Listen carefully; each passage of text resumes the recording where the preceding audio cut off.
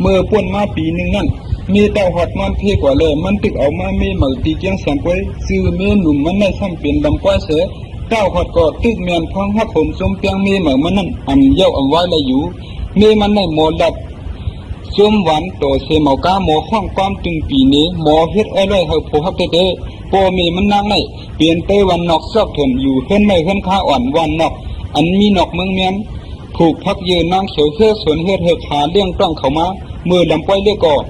มันได้ใจอูเมมันหดสวนน้ำเขาเมื่อเฮ็ดการชวนอยู่นั่นห้องความเสียงดีเสียงวันตาเสียงมันนางในเผยเลยยินกอดติดหูวันเต้วายมันมาจุ่มให้ตึงกาบยันเขากว่ามวนตีเกียงเสียนเล็ดกว่าชิ้นสวนมันนางนั่นเลยยินเสียงห้องความมันโอนปันอยู่ในสวนน้ำเขานั่นแดงป้านช่องก็เป็นพวนหัวจุ่มจากแช่งนั่นเลยยินเสียงความหวานออกมาอยู่เลยใครหันเจ้ามันจังกว่าด้วยเลยหันหน้าห่างดียุ่มใหญ่อ่อนเลยเจอติดเสียจังเสียวที่อูมีมันนางเย้าห้องมือจอมเขาเมื่อนั่นนำก้อยละอูมันว่าอูเฮาเขาพันอย่างรู้พออูเฮาเขาขายขาดเลยเงินนำถึงอูเฮาเขาตีเกี่ยวได้ข้าก็ตีสร้างเป็นก้อนจันสูงมาเสียเศร้าสนน้ำในอยู่ในแหล่สั่งพร่ำขายมันปันลำป้อยก็สั่งเลยกว่าจอมจุ่มปันของเขาอยู่แล้วในจุ่มกาอย่างเกียงเสียนั่นลำป้อยเปลี่ยนมาก็กัดแขนเชเปิ้นเสียงก็หวานห่างก็จอมนิ้วตีนนิ้วมือก็แชมย่องแหลมของเมียนมือเป่าปีเล่นนับหูปีก้อยเพอหันเมียนก็ใส่ติดตาก็แขมถึงมือมันนั่งเลยอายุ15 ขวบนั่นป้านสั่งเอามันนั่งเฮ็ดเมไว้นั่นก็มันนั่งสั่งกว่าหาห้องป้านตีเพื่อนโอ้ยก็มันอันปันเฮียงสวยแถมเขาหึงน้ำมาลำป้อยกว่าเอาแทงโอ้ยก็ป้านสั่งอันปันเฮียงซุ่มกาเขาจิวะนานเงินเปลี่ยนก้นก้าลงสะเทในเกียงเสียนก็หนึ่งนั่นยาวลำป้อยในเขาเฮ็ดการก้าขายนั้นเงินนั้นซ้ำกูเปิงผู้ว่าเลยน้ำต้นหรือเสือมันเหมากาเรือเสนันเมากามันกายันเฮ็ดความเด้สืบพืชโผมันเฮ็ดการย้อนหมอดัดหมอสะออกแดดแดหึงน้ำโผมันเขียนมักมีหรือมาเสียเก่าเมื่อนำเงินมีดองโดกับสุดลำพ้นจอมจึงเมืองเกียงแสนนั่นมันจังปล่อยลำป้อยตังมันกว่ากับสุดลำป้อยก็ยุ่มยายาดาดอกโคสู้ลำพ้น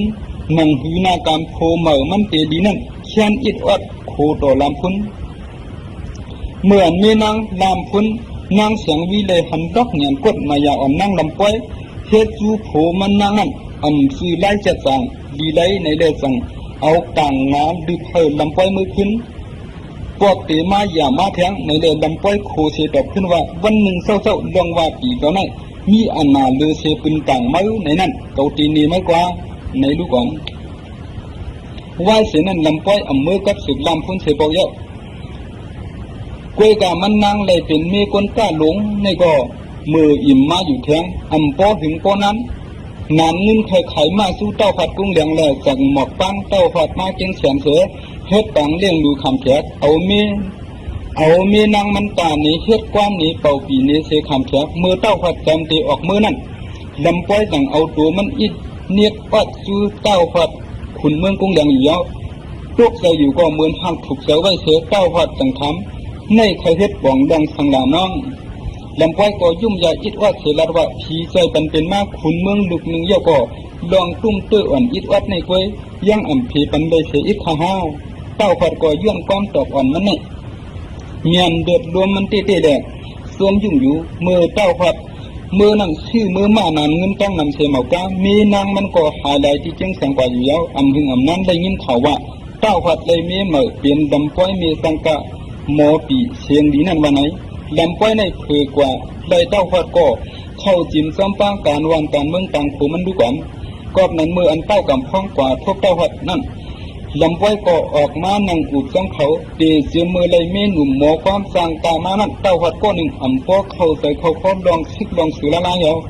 กล้วยกลุ่มมุ่งเคยพร้อมเสียงความมีมันอันอ้อยเลื่อยสู้มันอยู่ตาเสียกล้วยเอาเมื่อดูตบความย้อนดองซอยเทียมอันเต้ากับพ้องย้อนมานั่นเต้าพอดตัดเสียงสังขึ้นเยือนไว้อยู่กวยลำป้อยก็สังลับโผมันว่าเต้ากับพ้องกั้นขี่มาเสือลูกตีไก่ไปตียาวมาหาย้อนตั้งซอยเทียมตีเขาตัดเสียงสังเสืออยู่ไว้อยู่ในดีตาเขาผู้ใช้ในเลือเสือชื่อเสียงดังมาย้อนออกซึกตึกปีไรนั่นสร้างแม่นเปลี่ยนมือเลย เสียงดีเสียงหวานนั่งยิ่งก่อนดูเชออกมือกวักห้องเปิดหักซึกเขามากขึ้นนั่นจังเป็นมือแล้วถูกลีกว่าใจเขาอยู่ชั้นต่อกว่าใจปันเขาเสเลทาน้องก็ตีอุบเปิงด้วยถึงเมืองไว้ตั้งนองตั้งหลังเสเปิ้มงมองปีตีเปี้ยซึกมากขึ้นอ๋อเจ้ากำพ้องเลยหันตั้งหัดหันดำป้อย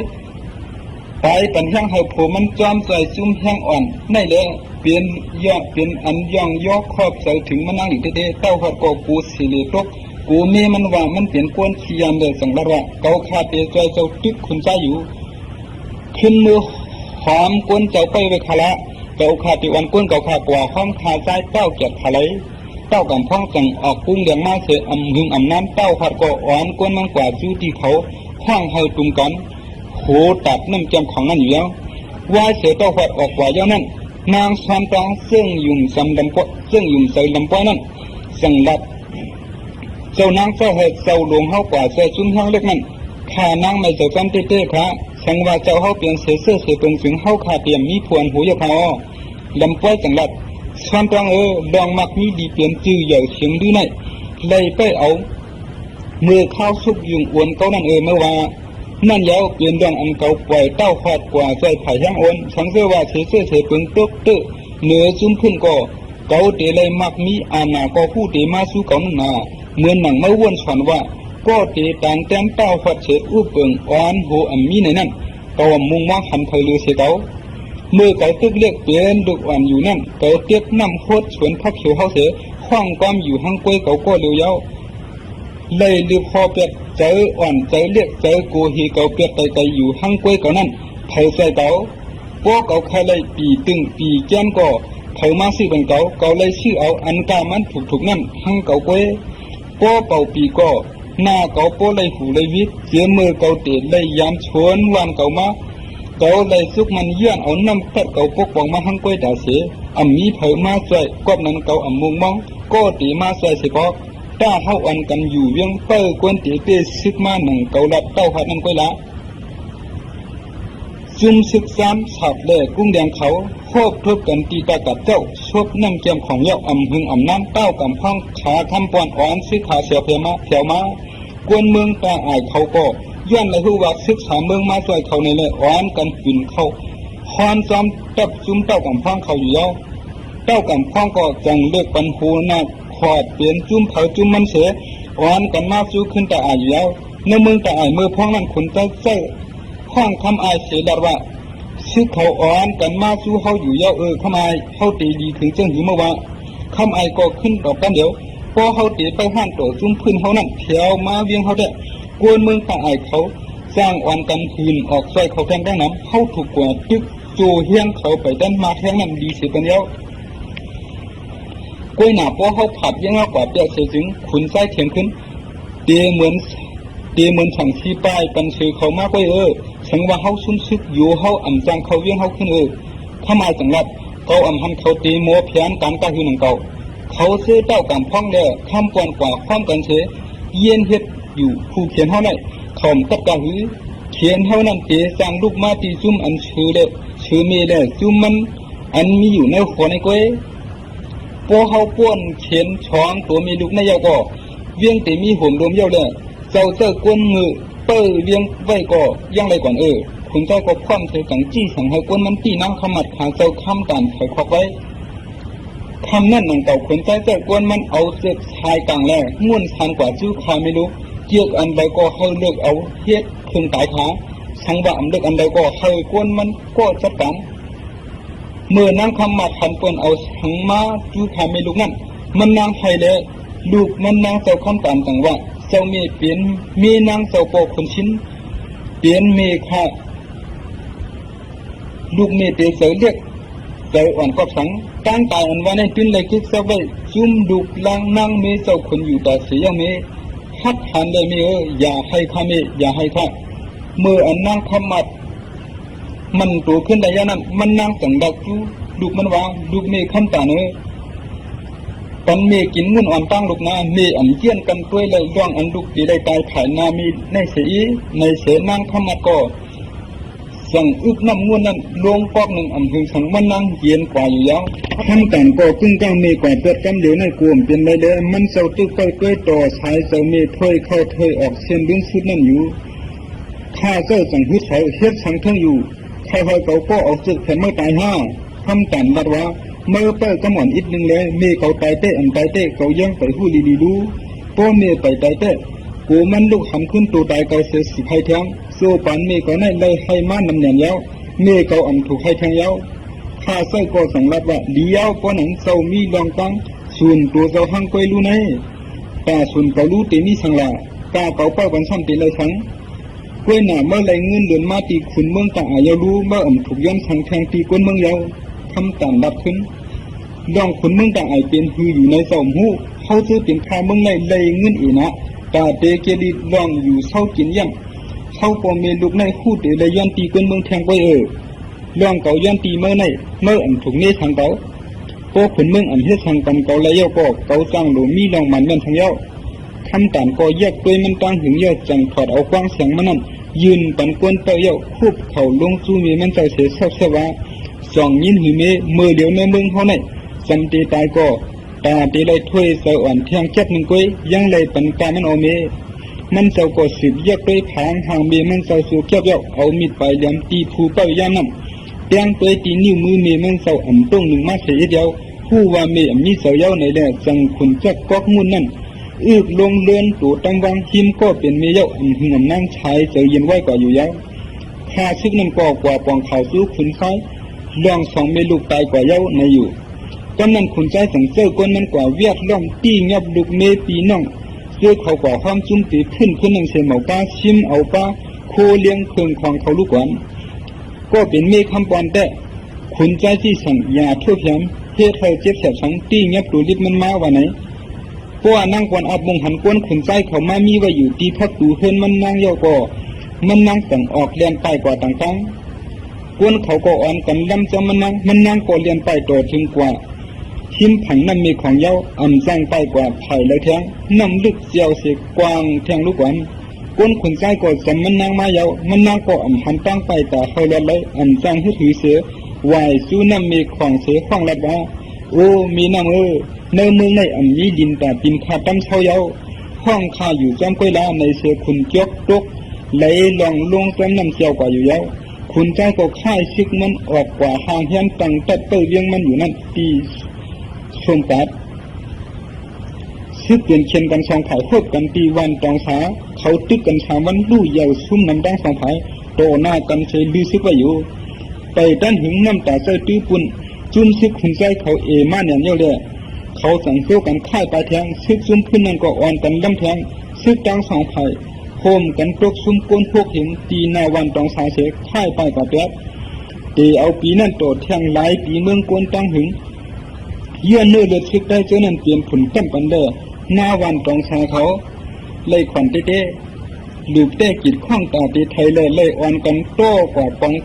ขังไว้จ้ำกันตีหนึ่งตีนั่นวายมันมาห้องว่ากองซึกฐานนั่นเย้าก่อนซึกมันค่ายกว่าแถวตีขังน้ำมีของเย้าก็ขุนใจที่สังเฮกวนมันคานน้ำกว่าตั้งเต้าไว้ตีดินใหญ่เผาปุ้นน้ำนั่นเย้าแต่เฮ่กังมันนั่นมันเฮ็ดเป็นซึกสองแถวหนึ่งมีตีดินลายเสียแทงแถวหนึ่งซ้ำเปลี่ยนขอบเตี้ยวไว้หินผังน้ำนั่นเย้าซึกซุ่มดำมาผลใจของนั่งซ้ำตั้มเต้าไว้ภายในน้ำเต้าขวดก้อนหนึ่งแต่อ่ำเข้าเจอกันตึกซึกเย้าเสียกลุ่มเจอถึงเมหนุ่มอ่อนมันดำป้อยนั่นอยู่ก้อยเลยมองเฮซึกเจียวเย้าไว้อยู่เย้าเหมือนมันหันซึกซุ่มขนใจเขาลูกตองชาเถอะควายกว่านั้นมันถังว่าซุ่มนั่นห้างอ้วนกว่าในเลยมันดัดตีเต้ากำพ้องว่าผู้เขียนเขาได้ซุ่มเย้าเขาถูกคำนั่นล้ำซ้ำตึกเอาเฮเลยเขากำเดี๋ยวก้อยเย้ารู้ก็สังเจ้าซ้ำเจ้าชาจับเขาไว้ไถในหลาเขาถอยกับก้อยเลยว่าผู้เขียนเขาซุ่มไม่ห้อมไปว่าไรเต้ากำพ้องตอบแทนทั้งว่าเขาซ้ำตีคำนั่นกว่าการขึ้นตึกผู้เขียนอันอยู่ไว้ตีสูงถึงเขาหนึ่งก็เขาสามก็เตะเลยซุ่มเขียงกันกอบนั้นเกาข้าสั่งเจ้าให้อยู่ที่ในเสเจ้าเขาถูกลีตึกนั่นเย้าในเสขึ้นสิบแทงว่าซึ่งอันว่าในป้อเขาอันหันเงาไล่เตะปี้ไล่ถึงอันกึ่งลีลู่ซุ่มชายเสือก้นซึ่งเขาจะละลายเต้าหอดอันป้าเสือถูกเสืออ่อนซึกกุ้งเลี้ยงเก่ามา ตะวันซึกกุ้งแดงเก่ามาอยู่เตาเสาควันตับอยู่ในมุงมองดองน้ำกันถึงละอันเก่ามุงมองแต่ลูกพื้นใจเฮากวนเมืองตะอายเขาป้วนจำปานขาดขุนใจนั่นก้วยเจ้าเต้ตูเจ้าโกใครเลยลองรถเลี้ยวเสียช่ำมาเอาเขาเปลี่ยนเตาเสาควันไว้อยู่เจ็ดไหนตั้งหึงดียาวป้วนนั้นเจ้าตึกอยู่ห้างก้วยเจ้าหนึ่งตาใครหึงนั่นละ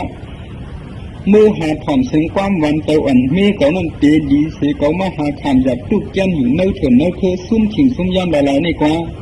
เต้ากันพ้องเกาะอันตักเสียงสังเสือขามย่ำกันกว่าอยู่แล้วเขาตีอ่อนกันสอนว่าตึกขุนใจในเขาเลยหยับละลายก้วยในเลยหูหน้าต่างซุ่มเกาะอันตักเสียงสังก้อมเนื้อนั่นคำปวนเลยเขานางปวนอับปลายก้นขุนใจเสียเกี่ยวตกนั่นมีของตายจังเสลกว่าในเล่เขียนเจ็ดเจอเสือเขาตึกขุนใจนั่นก็ห้าวแห้งมาเหนียนเจ้าเลยดาเต้ากันพ้องว่า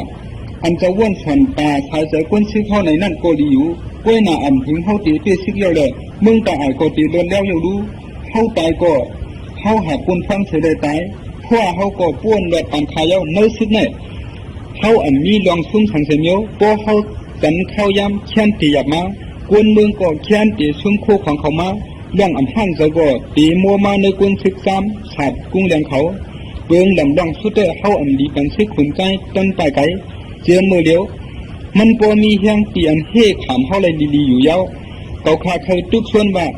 เขาขามน้ำกว่าตึกผู้เขียนไว้นั่นตีดีเสียเปิ้นเขาขาก็ตีขามอ่อนตั้งกว่าต่อสู้เขาผู้หันเขาตั้งเสียงกอกตั้มแฉมความคำบอลเขาเคยซึกเจียวเย้ากว่าไว้นั่นเปลืองเดียวก้วยอันไล่ในก็ต่างไล่กอบนั้นคำปวนก็ตีขันน้ำมือชายยื้อไว้กับเชตัวมันอันสูงใหญ่เสียมือขาซ้ำยื้อไว้หอกเดียวยาวป้าไว้ว่าเพียงลงมันเปลี่ยนก็อ่อนหูก้นซึกข้ามกว่าอยู่เยาเมื่อมันเปลี่ยนลงจุ่มในน้ำมีของนั้นมันรัดว่าโอ้มีน้ำลงเอ้ยเกาขาข้ามสู่เจ้าอยู่ไหนตาเตกว่าแต่เป็นดองมีเกาขาตายนั่นอ๋อสู้ปันมันนั่งในใหญ่ว่าตัวเสื้อความอ่อนก้อยก็มันนั่งอันเป็นทุกข้าเผามาเสียก็ก้อยหนาสัตว์ปันมันในเลยลู่ซุ้มย้อนขุนใจเกาขาตีกว่าขามันตายฉันว่าเกาซุ้มก่อฮาเลยย้อนขาตัวเจ้าเกาขึ้นเสียกว่าจำมันนั่งเสียกันกวนขุนใจเขาก็เป้าไว้อยู่แต่เฮ่กวนอันคันน้ำมันนั่นปื้ดปืนต่างอ่านเห็นมันอยู่ซึกคำนั่นก็เลยตุกซุ้มลองจำน้ำกว่าตั้งนั้นเมื่ออันซึกลูกขึ้นเขาแผ่วกว่าที่หัดใช้อ่อนตั้งน้ำเมฆของนั้นตับกลางเขาเพกุดขึ้นผู้เขียนเชตับไปตินเขาจังจ้างสึกขึ้นหน้าอยู่เย้าเมื่ออันเต้าหอดแถวมาตีหัดใช้นั่นปืนกลางผู้เขียนเขาปักจะไว้ตีกับเขตัวมันนั่นโคกยามเย้าเลยมันตกใจกูเห็นไม่ใจกูเลยควายขึ้นมีนางอ่อนมันนั่นขึ้นก่อนนั้นมันจังดับจูผู้มิจันมันวะเมื่ออ่อนซึกสึกขึ้นกว่าเต้าตีดูตีในเตืองกาวจูผีนั่นมีของช่วยซึกเขาเป้ในเดือดซึกมันก็อ่อนกันสืบขึ้นป้วนมันกว่าเฮ็ดนั้นได้ซึกขึ้นเขาก่อนเนี่ยแถวหอดกว่าผังน้ำไผ่ปุ้นเสไล่ขามหอกห้องปักมาปอดันขวนซึกขุนใจเขานั่นปอเตียวหน้าซึ่งหอกเที่ยวถอยดังนั้นเตียวหลังซ้ำเลียนขึ้นปูดยันซึ่งใส่แทงเตียวหนึ่งขึ้นเตียวหนึ่งถอยเสซึกขุนใจเขาตึกอยู่ติ๊กเมื่อซึ่งซึกขึ้นเขาตื้อแทงมานั่นเสียงเขาห้องด่าผู้เขียนป้นนั่นกว่าเสียงผู้เขียนเปลี่ยนไต้ผู้ขึ้นเปลี่ยนไต้ผู้เลยภายเลยก็เปลี่ยนไต้หนังกันไต้หนังกันลากันเตี้ยงกันพันกันแล้วก็ตายก็ซุ้มก็เปลี่ยนไต้หนังเก่าหอกซึ่งทืมปักปันแล้วซุ่มซึกขึ้นก็อันตื้อหมัดเมียนหอกไล่ลองซ้ำนั่นเจียงเมฆของฝานั่นก็เปลี่ยนไต้ก้อยมุ่งหันขุนใต้นั่งเนินหลังมะไก่ยันผังน้ำไว้อยู่แล้วคำปอนห้องซึกมันขึ้นเทียงหอกซึ่งตื้อปักใส่ตีกับเขตัวมันนั่นเชี่ยมเหมือนหนังคนเมียนเสกันดินมามันอย่างแถวผังน้ำมาอยู่แล้วลิ้วเกี่ยวกับเขตัวเย้าคำปอนทางขึ้นกว่าจำคนมันอยู่แล้วขุนใจที่สั่งให้ตัดไปกินมันเอาหอกแตงเฮซึกซุ่มพื้นอันตึกขึ้นมาอยู่นั่นเย้าซุ่มซึกตับดินขุนใจในก้อนแก่นอ่อนดองกันเต้ตีเกกังซึกมันหนึ่งก็นั่นโตเตมีตาก้นก็ไผ่ดังเตเตียมจอยดังนั้นก้อยสังว่าก็ไผ่นำมาตื้อร่วมกว่าก็เตี้ยวหลังพื้นเตี้ยมใดกันเดียวข้าใจขุนมึงฉัดตุกเลยกว่าย้อนชื่อขุนใจเขาเนียนเกียนหนาเด้มันสั่งห้องเสียงว่าพระหลวงคำปอนก็มีก้อนยามหันชึกเนียนเกียนเมื่อในเสวะเขาถอยขึ้นโฮมกันมือเดียวกันนั่งตัวใหญ่ร้วงมีหูเดียวนั่นรู้ก็ห้อมจังใครก็ ผู้เขาตีผ่านยาพาหินอันเดียวเดียวหอกอ่ำเจียงเตียงอ่ำจังเตียงพันใดนั้นยาวเมื่อถางว่าเขาตีจังมีไรอันตีคัดเทเลยซึกเครื่องหลวงเขานั้นอยู่ห้าก้วยหนาคำปอนอ่ำกูทางเสียอย่าไม่ใจสังฆะข้าใจคำไอยังได้ซึกเขก้วยมันกว่าฟันเลยมาไล่บอกยักเขเจ้านั่นไล่แผ่นตันข้ามาอันเจ้าหันอยู่มือเดียวในเปลี่ยนไล่อ้วนแต่มันมือตุ้ยไว้จีเตียวโคหน้าสองซุ้มดะตีเดียอาผัดกันนั่นเปลี่ยนตีดอกอ้วนเขาเยาะก็กวนเขาเตียงขึ้นเขาตึกพันไหลเกเขานั่นจึงผู้เขียนเขาตีซุ่มเสือซึกเขาอันกวนเขียนไว้อยู่นั่นก็ตีค่ายกว่าเมืองหนังพาหลวงกว่านั่นเมื่ออย่าปันกวนเขาผัดเจ้าเขาตึกโดใส่เกเขาสองซุ้มกันเดียว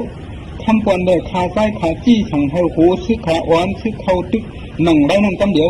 คุณใจได้คำอายขาก็ขี่เนื้อหลังมาขาข้างกันตีอันไกยานผังนั่นเสียมุงไปซึกขาตึกเขียนอยู่ที่ผังนั่นอยู่เมื่อคนใจมุงหันซึกลุกขึ้นเขาถอยหลังกว่าสู้นั่น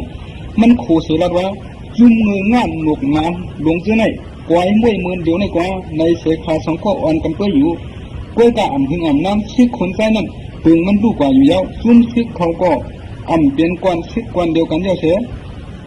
หาดเพยากันกว่าเสียงเด้อไล่เปลี่ยนหนังโก้ต่อโก้ติกันซึกยิบหอกยาวนั่นอ่ำสังปุ้งอ่ำสังแป้งยาวจุ่มซึกขึ้นนั่นเอายาวเข้าพันเสือซึกยิบหอกตัวนั้นเลยตกซุ่มกว่าตั้งนั้นซึกขึ้นก็อ่อนกันย่านผ่านเพกันเสียป้ายยานผังน้ำเขานั่นมาอยู่แล้วคำหักผู้เทตัวคนใจยิบซึกเตอเกียนปีกขวาเมื่อเราหันซึกเขาถอยนั่นมันจังอ่อนเข้าตึกปีกซ้ายซึกขึ้นของมันกันเดียว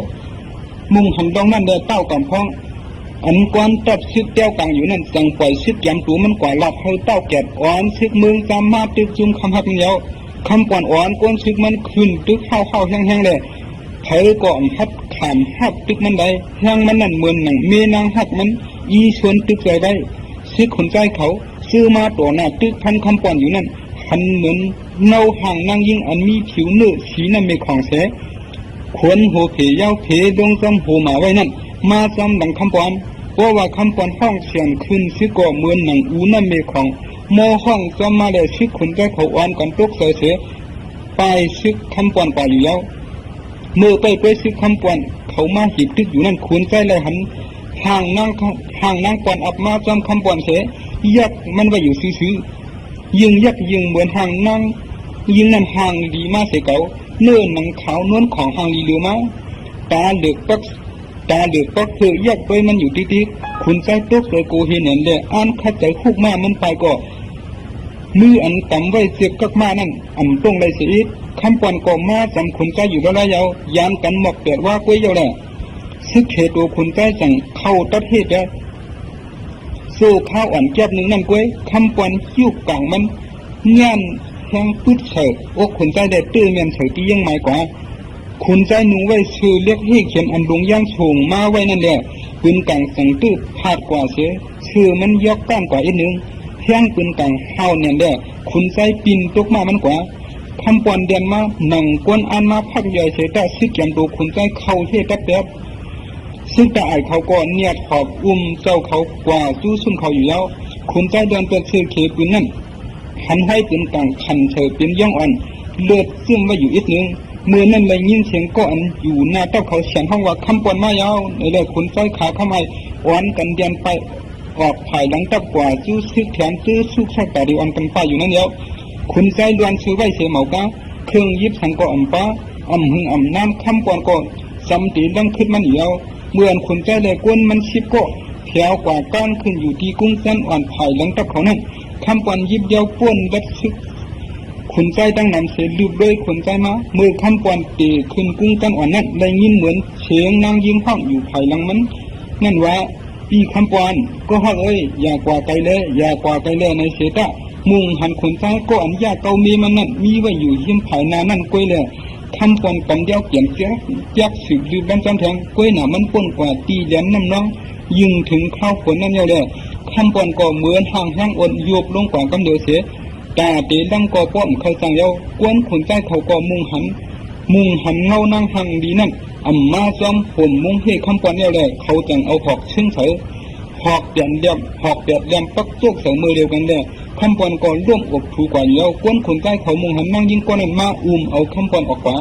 ไหวเสียนั่นมากวนซื้อดัดไปหิมดัดในเลยมุงหันนั่งยิงเด็กผู้ใจฉุงอ่อนกันทุกข้างกันเลยกว้างหลายนั่นมุงนั่นมีของอยู่วันไหนร้อยนั่นก็สังซับห้องเปลี่ยนกว่าร้อยคำปอนตาน้ำตีนร้อยนั่นซ้ำห้องว่าตาน้ำปอนอัพในเสดได้เปลี่ยนตาน้ำนั่งยิ่งดีเขามาอับตาเสียในอยู่แล้วเมื่อวันคนเมืองสักคาใต้มุงหันคำปอนยืบด้วยคนใต้อยู่ห้างก้อยมันนั้นมันเจ้าต่างอ่อนก้นมันเข้าโดดซุ้นซื้อคนใต้เขาเจ้านานั้นก้อยหนาซื้อคนใต้ก็เพื่อตัวเขาเสียถอยออกเข้าแถวกว่าหิมซื้อเจ้าหลังเขาตีนไรนั่นยาวคาใต้ก็อ่อนซึกมันเสดลำเลยแทงซุ่มซึกคนใต้ก็ตั้งตึกตั้งไฟแถวกว่าตีดินไว้เด็กขึ้นกุ้งเมืองรับสิงมาเยาแลเต้ากำพ้องก็ตึงปีห้องก้นมันถอยขึ้นเต้าผู้เขียนเขาก็พูดชิมไรเชียงเย้าเสื้อเสื้อตื้อไรนั่นแต่เต้ากำพ้องเสื้อปล่อยไว้แปดตีซุ่มตับคนใต้เขานั่นขึ้นไว้เสียดูซึกเย้านั่นจุ่มซึกลูกขึ้นเขาตวกซุ่มกวนซึกเปียดปากเสียหายลายกว่าจะซีอันดองจำน้ำมีของกว่านั้นเย้าเต้าเกียรได้สู้พันผู้อ่อนหูสองก็เลยมาเจ้าไว้ที่เทวะตัวตายซึกคนใจสองเหียงไปร่วมตกซุ่มมาอยู่เปลี่ยนยามผังน้ำหาซิว่าตีเขาคำน้ำมีของมานั่นเต้ากำพ้องเฮ็ดไว้เขียงผีอ่อนอันนึงตัวตายซึกไผ่คนใจเขาก็มันใจกวนมันเอาพังปันตัวตายทำปอนแต่เอาอาบน้ำมีของเย้าเสือขึ้นพังปันขึ้นตีมันตกซุ่มกว่านั้นก้อยโคของอันเชื่อมได้มาซื้อนั้นแต่เทปันกันขึ้นเนื้อซุ่มซึกเต้ากำพ้องอยู่เย้าต้นตาโคของอันเชื่อมได้ตีซุ่มคนใจนั่นแต่ปันเฮาเปลี่ยนสู้ขาใจลองในเต้าฮอดอันเป็นก็เสียมันเสียดอกฮัดลายทางหนังเก่าเมื่อขาใจเขาโดดตึกนั้นเต้าฮอดกูเสียกุ้งสู้เติงอยู่ภายหลังก้อยอันพัดตึกเมื่อเปิ้นได้สู้ซ้ำอันเป็นก็เต้ากำพังหันเงาลายเต้าเกียดได้สู้พันขาหนามาติ๊กเลยอันปันเฮาขึ้นซึกแทงไหวเสียเขาเป้ซึกถึงสิวันยาวผู้อ่อนหูสองก็ตกซุ่มกว่าเต้ากำพ้องก็ย่องโยกุ้งมุนได้ลุ่มลาปันข้าวตั้งปอกลิ้นซึกขาคือดึกอยู่แล้วซึกเมืองจ้างเขาก็เรียกโคนหน้าใหม่เขาแทงแล้วอ่อนกันเลิกตานิ้นถึงมาแทง2 วันซึกเอาข่าวมาปองว่าซึกขุนใจเขาอ่อนกันกว่าวางตับเขาไว้ตีทุ่งส่วนปล่อยยานไผ่ตกน้ำมีของ30 บักเต้ากำพ้องก็จี้สั่งให้ซึกมันด้วยจำกว่าเมื่อแถวกว่าที่ทุ่งส่วนปล่อยนั่นเขาเลยทำปังตับขุนใจยาวกว่างน้ำเหลือเสียตีปังตับเมื่อหิมผังน้ำมีของนั้นเต้กอบนั้นเต้ากำพ้องยุ่มยำว่าซึกแถมมาใส่ขุนใจเขาแทงตั้งน้ำซุ่มซึกเต้ากำพ้องเขาก็อ่อนกันตับเขาหิมเดียนป่าเถินปีเหนือกว้างห้างสูงนั้นยาวใกล้ออกด้วยกันเป็นยามเย็นตีซ้ำทุ่งชวมปล่อยนั่นอยู่เสียดะพวันจุ่มหลวงเสียออกด้วยเตะไปเบียนกวนซื้อคนใจเขานำเรือเสียดะเขาซื้อซึกน้ำใจเสียเหมาก้าไปยามซุ่มมาตีน้ำเมฆของยาวแลน้ำใจเขาโกตกซุ่มท้ายไว้อยู่เต้ากำพ้องก็ผู้ไว้ซึกมันหรือผู้เข็มเสียเหมาก้าตาเตมีซึกแถมมาแทงก็มีเอาทั้งว่าเตเลยลู่อย่าซุ่มนั้นถึงอันใดตึกมาในก็ผู้เดียมปองนอกทั้งผู้อ่อนหูเขาตั้งเสียงว่นสอนไว้ลองในเหมือนกันอยู่นังเก่าหุ่ง2 ตัวมินมาเสมล้ำซักตึกกันอยู่เนื้อกลางเท้าชื่อซุ่มเต้ากำพ้องเขานั่งเสือตัวซุ่มซ้ำมินมาจูตับจุ่มลูกพื้นเขาตัวเป้ซ้ำมินกว่าจูตับคนใต้เขาเมื่อเจอสืบตึกกันนั่นข้ามไอออกหาเดียบด้วยจอมหลาพิมพ์ห้อมเขานั่นแดดไหลหันได้ถึงตี 1มีไว้ตีเขาเงียบเสียงเป้าหิดตึกเด้อมันจังอ่อนจุ่มมันกว่ามกไว้ที่นั้นเที่ยงวันหนึ่งมาห้อยหมัดอันใดย้อนคำปอนนั่นดีมาเยาแหลกคนใจสั่งเสกคำหักอ่อนก้นซึกซิบก็ออกกว่าห้องปั้นซึกจูจุ่มลูกขึ้นเขาออกมาจูปังตึกอยู่คนใจก็อ่อนหัวซึกมันออกมาตีปังตึกเมื่อคำอ่อนปังนั่นเต้ากำพ้องน้อมแคบตกใส่ตื่นมาย่านมันพันอันดีมันพันหันห้อยหมัดจับตีเปี้ยมใช่นั่นเลือดตัวป้อนทัดเมื่อเดียวเผอคำซื้อผู้เขียนเขาออกมาเปลี่ยนคงไปก่อมันปอไม่เสือไปถ่ายอยู่แล้วมันเลยคาใจอีกโดยเต้าหอดเขาขึ้นมือลอยสูงมุ่งลงไปซื้อขนใจเดียวซ้ำเลยหันซื้อขนใจเขาป้อนนำหรือซื้อเขาเลยเต้ากำพ้องป้อเขาอยู่มาด้วยช่วงเขาห้ามล้อมไว้นั่นเด้กวนซื้อเขาเรียบเดินนำเสออกมามีเนื้อปังตึกในรู เต้ากำพ้องสิบละแทงเกาถังได้คนใจเรียบเอาซึกมันมกไว้ตีเนื้อเถื่อนเสียเปิดดำออกตึกมือเขาตึกอยู่ไผ่นึงมันพอเขาซุ่มใหญ่ซุ่มลงนั้นก็ซึกเขาลูกกว่าเดียวกว่าเย้าแต่คอยังเขาเคยกวยเป็ดคนใจลงนั่นผู้เดียวกว่าจอมกวยเขามาปานตาต่อเขาอยู่ในคือสันว่าเขาปึงดีหรือซึกเขาหันถ่ายหน้าในแต่เขาเด็ดตึกเป็นอะไรอยู่คาใจสิบละแทงเจ้าว่าซุ่มซึก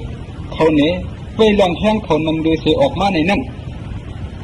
เปลี่ยนไล่ห่างลอกเขาไว้เขาเฮ็ดไว้ตับลงใหญ่ๆดอกให้เฮากูเขาเปลี่ยนสังก็อย่าเลียดก็ไปพวกแข็งถ้าเต้าหอดเตะวันซุ่มเฮาเหยียบเถื่อนชอกขาด้วยซ้อมช้องผากในถ้าเลยหัวผู้เขียนมกไว้เต้ากำพ้องก็พร้อมจำเสกกว่าชอกต่อกังมันเตียงก็หันจุ้มเลยเต้าหอดขาคาใต้อ่อนก้นขาจะมากขึ้นผู้เขียนเขาออกมาเตรียมกันในตัววันเตียงในเย้าคาใต้ดับเขาจุกไปในเดียดตั้งวันเย้าเลย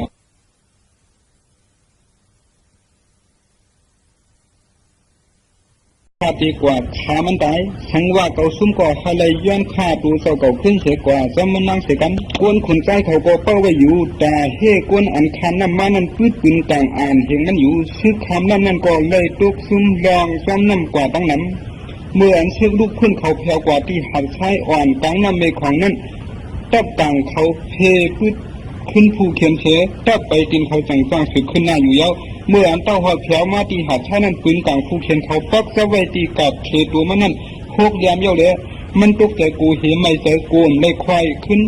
มีนางอ่อนมันนั่นขึ้นกอบนั้นมันจังดับจูผู้มิจันมันวะเมื่ออ่อนซึกสึกขึ้นกว่าเต้าตีดูตีในเตียงกายจูผีนั่นเมฆของช่วยซึกเขาเป้ในเลือดซึกมันก็อ่อนกันสืบขึ้นป้วนมันกว่า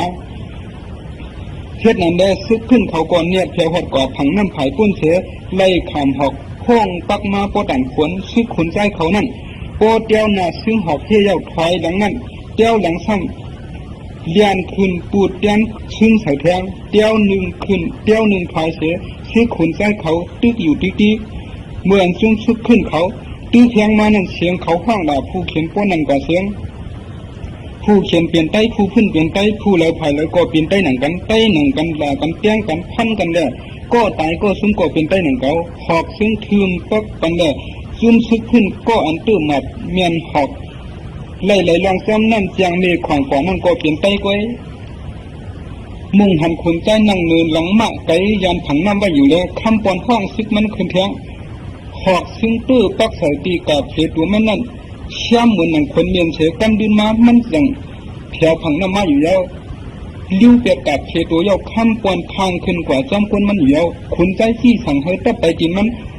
เอาหอกแตงให้ซึกซุ่มพื้นอันตึกขึ้นมาอยู่นั่นแล้วซุ่มซึกตับดินคนใจในก้อนแก่นอ่อมดังกันเต้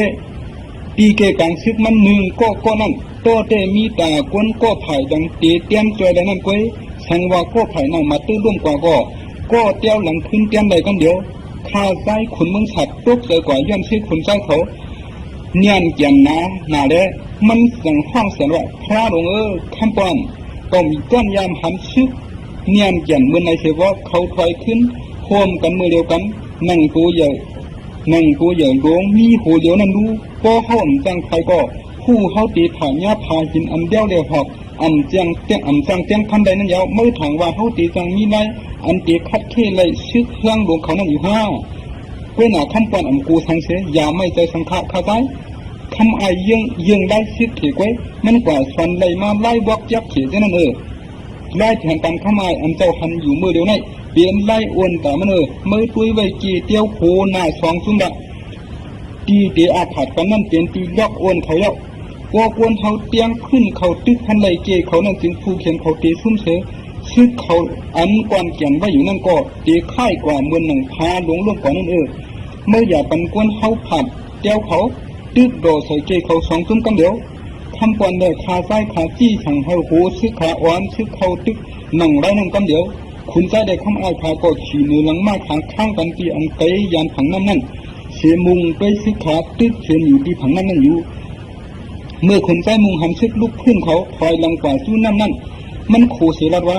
จุ่มเงยง่านหนวกน้ำหลวงเจ้าไหนกวายมวยมือเดียวในกว่าในเสขาสองก็อ่อนกันก็อยู่ กล้วยกะหึงนั้นซึกคนใจนั่นปึงมันลูกกว่าอยู่แล้วซุ่มซึกเขาก็เป็นกวนซึกกวนเดียวกันเยอะเสียหาเพยใหญ่กันกว่าเสียงเลยไล่เป็นหนังโก้ต่อโก้ติกันซึกยิบหอกยาวนั่นสร้างปุ้งสร้างแป้งยาวซุ่มซึกขึ้นนั่นเอายาวเข้าพันเสยซึกยิบหอกตัวนั้นเลยตกซุ่มกว่าตั้งนั้นซึกขึ้นก็อ่อนกันยานผ่านเพกันเสียตายยันผังน้ำเขานั่นมาอยู่แล้วคำหัดผู้เทตัวคนใจยิบซึกไปเกียมปีกขวาเมื่อไรหันซึกเขาถอยนั่นมันจังอ่อนเข้าตึกปีกซ้ายซึกขึ้นเขานั่นกันเดียวมุงหันดองนั่นเลยเต้ากำพ้องกวนตัดซึกเต้ากลางอยู่นั่นจังปล่อยซึกเกียมตัวมันกว่าหลัดให้เต้าแกดอ่อนซึกเมืองสามมาตึกจุ่มคำหัดมันเดียวคำป่อนอ่อนกวนซึกมันขึ้นตึกเข้าแห้งๆเลย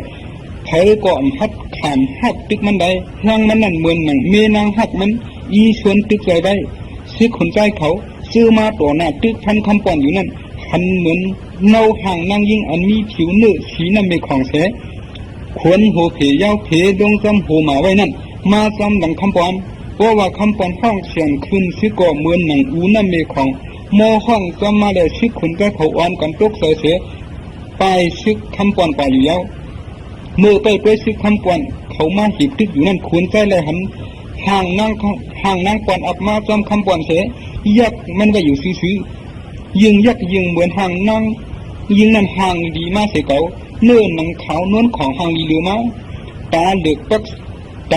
เพื่อยักโดยมันอยู่ที่คุณใจตกใจโกเห็นเห็นเดอ่านขัดใจคุกมามันไปก็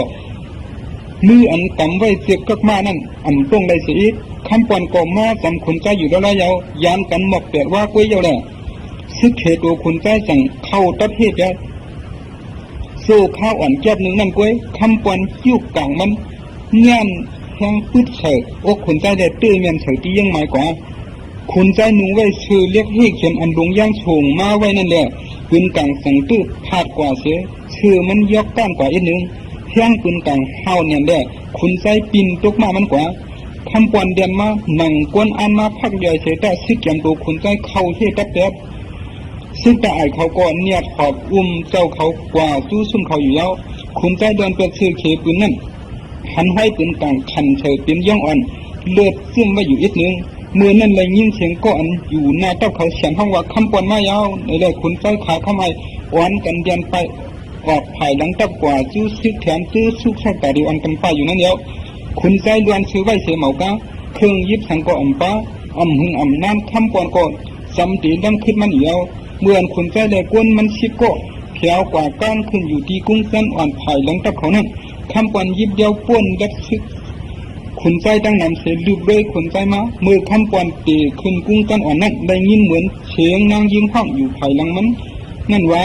ปีคำปอนก็ฮักอย่ากว่าใจเลยอย่ากว่าใจเลยในเสตะมุงหันขุนใจก็อันยาเกามีมันนั่นมีไว้อยู่หิมภายนานั่นกล้วยเลยคำปอนกำเย้าเกี่ยงจักสืบลืบบ้านจำแทงกล้วยหนามันป่นกว่าตีแหลมน้ำน้อง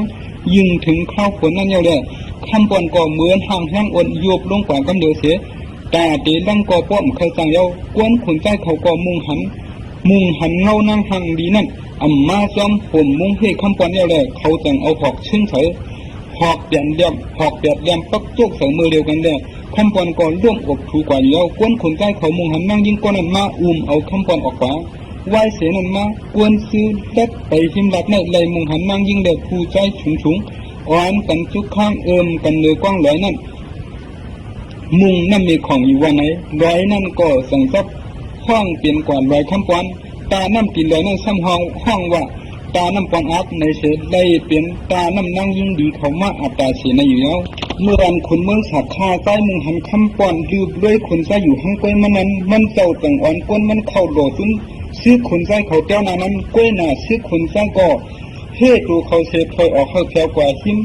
ซื้อเจ้าดังเขาติงไงนั่นยาวข้าไส้ก่ออ่อนซึกมันเฉดลำเลยแทงซุ่มซึกขนไส้ก่อตั้งตึกตั้งคอยแผ่กว่าตีดินไว้เด็กขึ้นกุ้งเมืองรับสิ่งมาเยาเลยเต้ากันพ้องก่อตึงปีห้องก้นมันถอยขึ้นเจ้าผู้เขียนเขาก่อหุบชิมไรเชียงเย้าเสื้อเสื้อตื้อไรนั่นแต่เต้ากันพ้องเสื้อปล่อยไว้เปียตีซุ่มตับขนไส้เขานั่นขึ้นไว้เสดูซึกเย้านั่นซุ่มซึกลูกขึ้นเขาตกซุ่มกวนซึกเปียปากเสห ภายลายกว่าเบสีอันดองซ้ำน้ำมีของกว่านั้นยาวเต้าเกียรได้สู้พันผู้อ่อนหูสองก็เลยมาเสียไว้ที่เทวาวะตัวตายซึกคนใจสองเหียงไปร่วมตกซุ่มไว้อยู่เตียนยามผังน้ำหาซิว่าตีเขาคำน้ำมีของมานั่นเต้ากำพองเฮ็ดไว้เคียงผีอ่อนอันนึงตัวตายซึกไผ่คนใจเขาก็มันใจกวนมันเอาพังปันตัวตายทำก่อนแต่เอาอาบน้ำมีของเย้าเสขึ้นพังปันขึ้นตีมันตกซุ่มกว่านั้นก้อยโคของอันเชื่อมได้มาซื้อนั้นแต่เพปันกันขึ้นเนื้อซุ่มซึกเต้ากำพองอยู่เย้าตอนตาโคของอันเชื่อมได้ตีซุ่มคนใจนั้นแต่ปันเฮาเปลี่ยนสู้ขาใจลองในเต้าหอดอันเพียงโปเสมันเสียตะพัดลาทางหลังเก่าเมื่ออันขาใจเขาโดดตึกนั้นเต้าหอดกูเสียกุ่มสู้เติงอยู่ภายหลังก้อยอันพัดตึกเมื่อเปิ้นได้สู้ซ้ำอันเพียงโป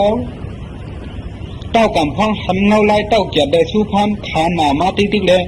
อันปันเฮาขึ้นซึกแทงว่ายเสียเขาเป้ซึกถึงสิวันยาวผู้อันหูสองโกโก้ตกซุ่มกว่าเต้ากำพองก็ย่องโยกุ่งมุนเลยลุ่มลาปันข้าวตั้งปอกเล่นซึกขาคือดึกอยู่ยาวซึกเมืองจ้างเขาก็เลือกโหหน้าใหม่เขาทางแรกอ่อนกันเลือกตานินถึงมาทาง2 วันซึกเอาข่าวมาปองว่าซึกขุนใจเขาอ่อนกันกว่าวางตัดเขาไว้ตีทุ่งส่วนปล่อยยานไผ่ตกน้ำมีของ30 ลักเต้ากำพองก็จี้สั่งให้ซึกมันด้วยจำกว่าเมื่อแผ่วกว่าที่ทุ่งส่วนปล่อยนั่นเขาเลยทำปังตับขุนใจยาวกว่างน้ำเหลือเสียตีปังตับเมื่อหิมผังน้ำมีของมันเตะกว่านั้นเต้ากำพองยุ่มยำว่าซึกแถมมาใส่ขุนใจเขาแทงตั้งน้ำซึ่งซึกเต้ากำพองเขาก็อ่อนกันปักตับเขาหิมเหรียญป่าเถินปีเหนือกว้างห้ามสูงนั้นยาวใกล้ออกด้วยกันเป็นยามเปลี่ยนตีซ้ำทุ่งสวมปล่อยนั่นอยู่เสียดะพวันจุ่มหลวงเสียออกตึกเตะไปเบียนกวนซื้อคนใจเขานำเรือเสียดะเขาซื้อซึกน้ำใจเสียเหมาก้าไปยามซุ่มมาตีน้ำเมฆของยาวแดนน้ำใจเขาก็ตกซุ่มท้ายไว้อยู่เต้ากำพ้องก็ผู้ไว้ซึกมันหรือผู้เข็มเสียเหมาก้าแต่เตมีซึกแถมมาแทงก็มีเอาทั้งว่าเตเลยลู่อย่าซุ่มนั้นถึงอันใดตึกมาในก็ผู้เดียมของเราทั้ง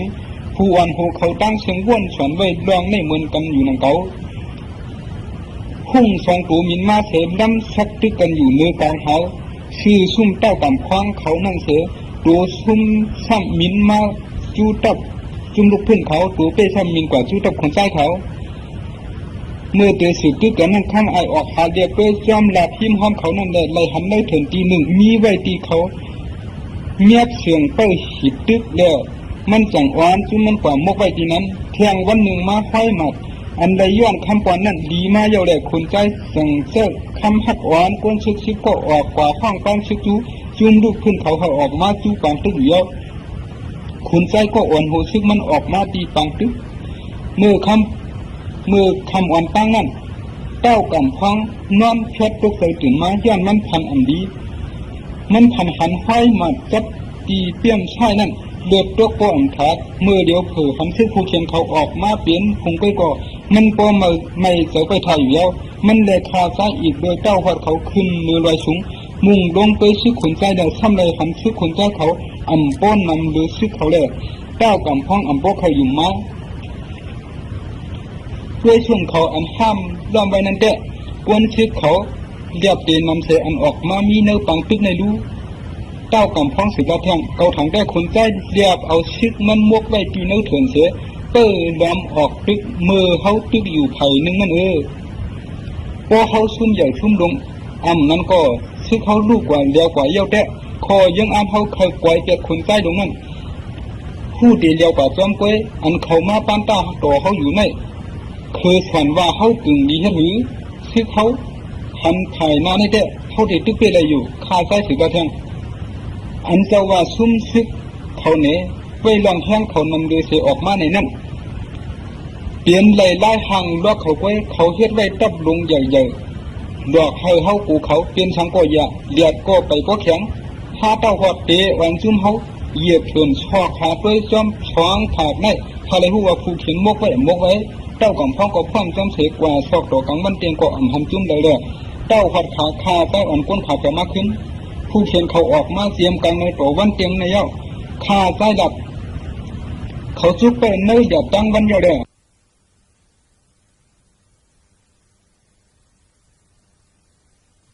ยิงก้อนนั้นมาเอาคำปอนออกขวาไหวเสียนั้นมากวนซื้อดัดไปหิมดัดในไหลมุงหันนางยิงเด็ดผู้ใจฉุงอ่อนกันทุกข้างกันเนื้อกว้างไหลนั่นมุงนั่นมีของอยู่วันไหนไหลนั่นก็สั่งซับห้องเปลี่ยนกว่าไหลคำปอนตาน้ำกินไหลนั่นซ้ำห้องว่าตาน้ำปอนอักในเสดไหลเปลี่ยนตาน้ำนั่งยิงดีเขามาอัตตาเสียในอยู่แล้วเมื่อวันขุนเมืองสับคาใต้มุงหันคำปอนลืบด้วยคนใจอยู่ห้างก้อยมันนั้นมันเจ้าต่างอ่อนก้นมันเข้าโหลซุ้มซื้อคนใจเขาเจ้านานั้นก้อยหน้าซื้อคนใจก็เฮ่ตูเขาเสพพอยออกเขาเที่ยวกว่าหิมซึกเตี้ยวหลังเขาติงไดนั่นยาวข้าไส้ก่ออ่อนซึกมันเฉดล่ำเลยแทงซุ่มซึกขนไส้ก่อตั้งตึกตั้งไฟแถวกว่าตีดินไว้เตะขึ้นกุ้งเมืองรับสิ่งมาเยาเลยเต้ากำพองก่อตึงปีห้องก้นมันถอยขึ้นเต้าผู้เขียนเขาก่อหุบชิมไรเชียงยาวเสื่อนเสื้อตื้อไรนั่นแต่เต้ากำพองเสื้อปล่อยไว้เปียตีซุ่มตับขนไส้เขานั่นขึ้นไว้เสียดูซึกเยานั่นซุ่มซึกลูกขึ้นเขาโรคซุ่มกวนซึกเปียปากเสียหายลายกว่าจะซีอันดองซ้ำน้ำมีของกว่านั้นยาวเต้าเกียรได้สู้พันผู้อ่อนหูสองก็เลยมาเจ้าไว้ที่เทวาวะตัวตายซึกคนใจสองเหียงไปร่วมโต๊ะซุ่มไว้อยู่เปลี่ยนยามผังน้ำหาซิว่าตีเขาคำน้ำมีของมานั่นเต้ากำพองเฮ็ดไว้เคียงผีอ่อนอันนึงตัวตายซึกไผ่คนใจเขาก็มันเจอคนมันเอาพังปันตัวตายทำก่อนแต่เอาอาบน้ำมีของเย้าเสขึ้นพังปันขึ้นตีมันตกซุ่มกว่านั้นก้อยโคของอันชิมใบมาซื้อนั่นแต่เพปันกันขึ้นในซุ่มซึกเต้ากำพองอยู่ยาวตอนตาโคของอันชิมใบตีซุ่มคนใจนั่นแต่ปันเฮาเปลี่ยนสู้ขาใจลองในเต้าหอดอันเป็นโปเสมันเสียจะพัดลายทางหลังเก่าเมื่ออันขาใจเขาโดดตึกนั่นเต้าหอดกูเสียกุ่มสู้เติงอยู่ภายหลังก้อยอันพัดตึกเมื่อเปิ้นได้สู้ซ้ำอันเป็นโปเต้ากำพองหันเงาลายเต้าเกียรได้สู้พันขาหนามาติ๊กเลยอันปันเฮาขึ้นซึกแข็งไหวเสียเขาเป้ซึกถึงสิวันยาวผู้อ่านหูสองก็ตกซุ่มกว่าเต้ากำพองก็ย่องโยกุ่งมุนได้ลุ่มลาปันข้าวตั้งปอกเล่นชุดขาคือลึกอยู่ยาวซึกเมืองจ้างเขาก็เลือกโคนหน้าใหม่เขาทางแล้วอ่อนกันเลือกตานิ้นถึงมาทาง2 วันซึกเอาข่าวมาปองว่าซึกขุนใจเขาอ่อนกันกว่าวางตัดเขาไว้ตีทุ่งสมปล่อยยานไผ่ตกน้ำมีของ30 ลักเต้ากำพองก็จี้สั่งให้ซึกมันด้วยจังกว่าเมื่อแถวกว่าที่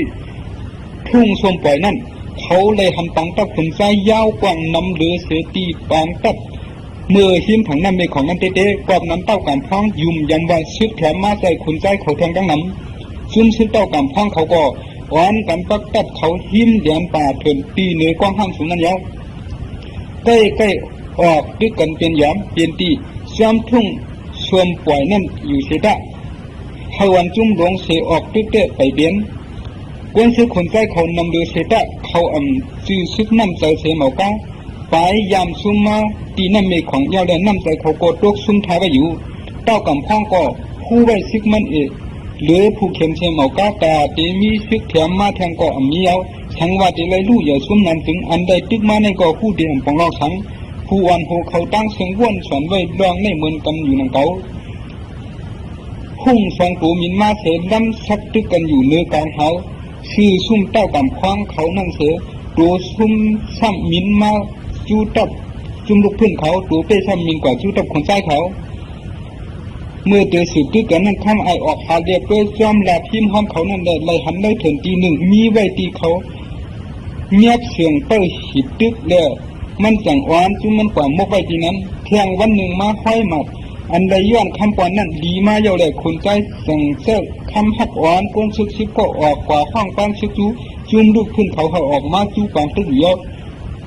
คนใจก็อ่อนโหซึกมันออกมาตีปางตึกเมื่อคำอ่อนตั้งนั่นเต้ากำพองน้อมเพชรตกใจตื่นมาย้อนมันพันอันดีมันพันหันห้อยหมัดจับตีเปี้ยมใช่นั่นเลือดตัวโปอันทัดเมื่อเดียวเผลอหันซึกผู้เขียนเขาออกมาเปลี่ยนคงก็มันก็ไม่เจอไปไทยอยู่แล้วมันเลยคาซ้ายอีกโดยเต้าหัดเขาขึ้นเรือลอยสูงมุ่งลงไปซึกขนใจได้ซ้ำเลยหันซึกขนใจเขาป้อนนำหรือซึกเขาเลยเต้ากำพองป้อเขาอยู่มา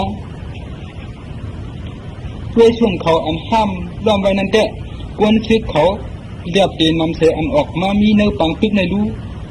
เต้ากำพองสิกระแทงเกาถังได้คนใจเรียบเอาซึกมันมกไว้ตีเนื้อเถื่อนเสีย เปิ้ลล้อมออกตึกมือเขาตึกอยู่ไผ่นึงนั่นพอเขาซุ่มใหญ่ซุ่มลงนั้นก็ซึ่งเขาลูกกว่าเลี้ยวกว่าเย้าแตะคอยังเขาเคยกวายเจ็ดคนใต้ตรงนั้นผู้เดียวกว่าจอมก้วยเขามาปานตาต่อเขาอยู่ในคือสันว่าเขากึ่งดีหรือซึ่งเขาทำถ่ายมาในแตะเขาได้ตึกไปอะไรอยู่ข้าใต้สืบกระแทงจะว่าซุ่มซึกเขาเนี่ยไปลองแห้งเขานำโดยเสียออกมาในนั้น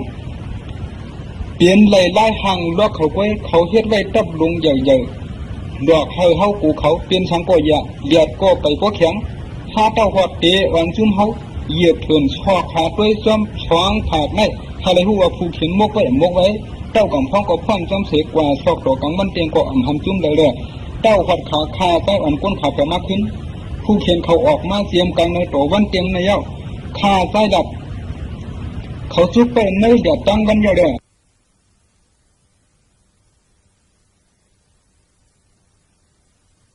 ที่ซึกแถมมาแทงก็มีเอาสังว่าจะเลยลู่อย่าซุ่มนั้นถึงอันใดตึกมาในก็คู่เดียมของเราสังผู้อันโหเขาตั้งเสียงว่นสอนไว้ลองในเหมือนกันอยู่ในเขาหุ่งสองตัวมินมาเสดำชักตึกกันอยู่เนื้อกลางเขาชื่อซุ่มเต้ากำคว้างเขานั่นเสือตัวซุ่มซ้ำมินมาจูตับจุ่มลูกพื้นเขาตัวเป้ซ้ำมินกว่าจูตับคนใต้เขาเมื่อเตือสืบตึกกันนั่นข้ามไอออกหาเดียเพื่อจอมลาพิมพ์ห้อมเขานั่นได้ไล่หันไล่เถินตีหนึ่งมีไว้ตีเขาเงียบเสียงเป้าหิดตึกแล้วมันจังอ้อนจุ่มมันกว่ามกไว้ตีนั้นเที่ยงวันหนึ่งมาห้อยหมัดอันใดย้อนคำปอนนั่นดีมาเยาแหละคนใจสั่งเจ้าคำหักอ้อนก้นซึกซิบก็ออกกว่าห้องปั้นซึกจูจุ่มลูกขึ้นเขาออกมาจูปังตึกเยอะคนใจก็อ่อนโหซึกมันออกมาตีปังตึกเมื่อคำอ่อนตั้งนั่นเต้ากำพังนอนเพียบตกใส่ถึงมาย้อนมันพันอันดีมันพันหันห้อยมาจับตีเปี้ยมใช่นั่นเลือดตัวก็อันขาดเมื่อเดียวเผลอคันซึกผู้เขียนเขาออกมาเปลี่ยนคงไปก็มันก็ไม่เสียไปถ่ายอยู่แล้วมันเลยคาใจอีกโดยเต้าหอดเขาขึ้นมือลอยสูงมุ่งลงไปซึกขนใจได้ซ้ำเลยคันซึกขนใจเขาป้อนนำหรือซึกเขาเลยเต้ากำพังป้อเขาอยู่มาด้วยช่วงเขาห้ามล้อมไว้นั่นแหละกวนซึกเขาเรียบเตนนำเสอันออกมามีเนื้อปังตึกในรูเต้ากำพ้องสืบละแทงเกาถังได้คนใจเรียบเอาซึกมันมกไว้ตีเนื้อเถื่อนเสียเปิ้ลล้อมออกตึกมือเขาตึกอยู่ไผ่นึงนั่นพอเขาซุ่มใหญ่ซุ่มลงนั้นก็ซึกเขาลูกกว่าเลี้ยวกว่าเย้าแตะคอยังเขาเคยกวายเจ็ดคนใจตรงนั้นผู้เดียวกว่าจอมก้วยเขามาปานตาต่อเขาอยู่ในคือสันว่าเขากึ่งดีหรือซึกเขาทำถ่ายมาในแตะเขาได้ตึกไปอะไรอยู่ข้าใต้สืบกระแทงจะว่าซุ่มซึกเขาเนี่ยไปลองแห้งเขานำโดยเสียออกมาในนั้นเปลี่ยนไหลไล่ห่างลอกเขาไว้เขาเฮ็ดไว้ตับลงใหญ่ๆดอกเฮาเฮากูเขาเปลี่ยนสังก็อย่าเลียดก็ไปก็แข็งถ้าเต้าหอดเตะวันจุ่มเฮาเหยียบเถื่อนชอขาด้วยซ้อมช้องผาดไม่อะไรหัวผู้เขียนมกไว้เต้ากำพ้องก็พร้อมจำเสกกว่าซอกดอกกังมันเตียงก็หันจุ่มเลยเต้าหอดขาคาใต้อ่อนก้นขาไปมากขึ้นผู้เขียนเขาออกมาเสียมกลางในตัววันเตียงในเย้าคาใต้ดับ เขาจุกไปเนื้อเดียดตั้งวันเดียวเลย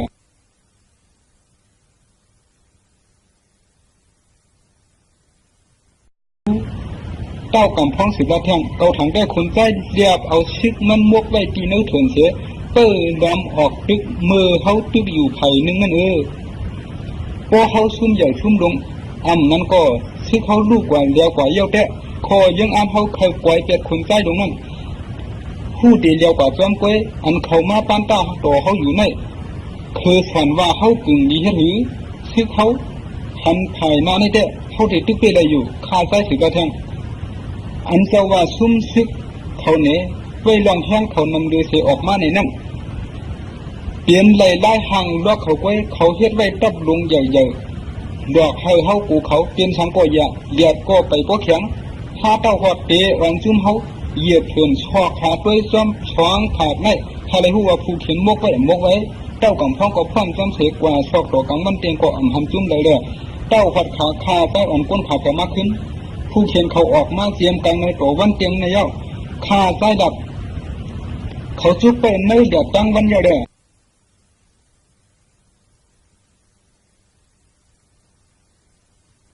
ใหญ่หลอกให้เฮากูเขาเป็นสังก็อย่าเลียดก็ไปก็แข็งถ้าเต้าหอดเตวันจุ่มเฮาเหยียบเกินชอกขาด้วยซ้อมช้องขาดไม่ถ้าเลยฮู้ว่าผู้เขียนมกไว้เต้ากำพ้องก็พร้อมจำเสกกว่าซอกดอกกังมันเตียงก็หันจุ่มเลยเต้าหอดขาคาไปอ่อนก้นขาจะมากขึ้นผู้เขียนเขาออกมาเสียมกลางในตัววันเตียงในเย้าขาใจดับเขาจุกไปในอย่าตั้งวันเยาเลย